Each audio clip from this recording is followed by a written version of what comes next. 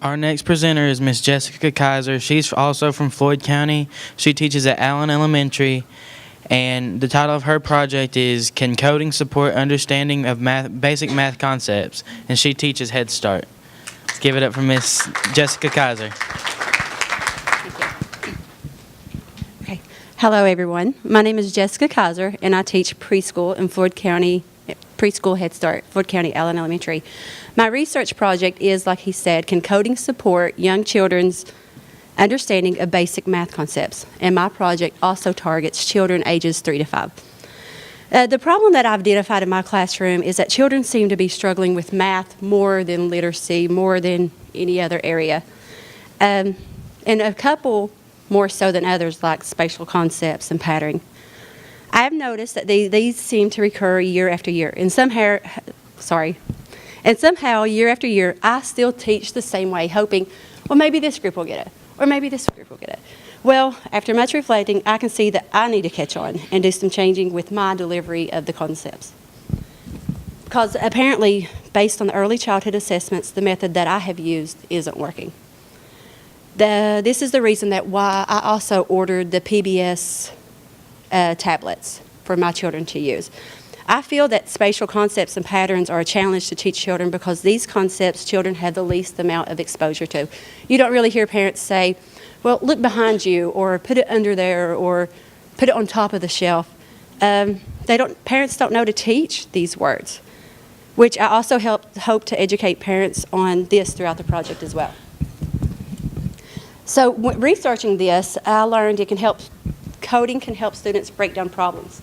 It can help students become more effective problem solvers, be more persistent, and show more determination, all which need to be successful at math. These benefits of coding will also set skills that will serve them for years to come. I also think the use of the PBS tablets will help keep students engaged while working on these math skills. After being approved for this grant, I have begun assessing my children on spatial concepts and patterns. I have not got the tablets yet, but once I receive the tablets, my plan is to begin working on coding apps, alternating between the two skills of patterning and spatial concepts. I'll plan to use the coding activities to take place during small groups and math centers who will work on the skills. We also have a coding club at Allen Elementary, which will have agreed to come and work with our students to do some peer teaching. So we have the middle school coding club that will come once a week and peer teach the younger students how to work on the apps. So we're very fortunate to have that.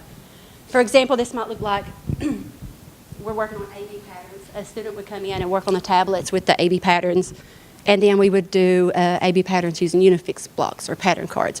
So not only are we using the tablets, but we're going to apply the content that we learn into our daily activities as well.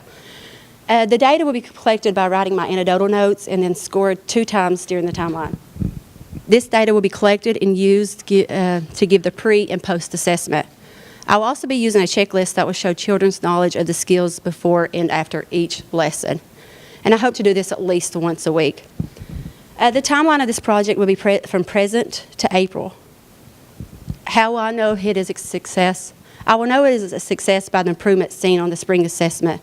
I will also know it's a success by my students' ability to implement the content into other activities during the day, such as giving children direction to look behind them or follow directions as the sit in between so-and-so or pattern activities during a small group. So, thank you.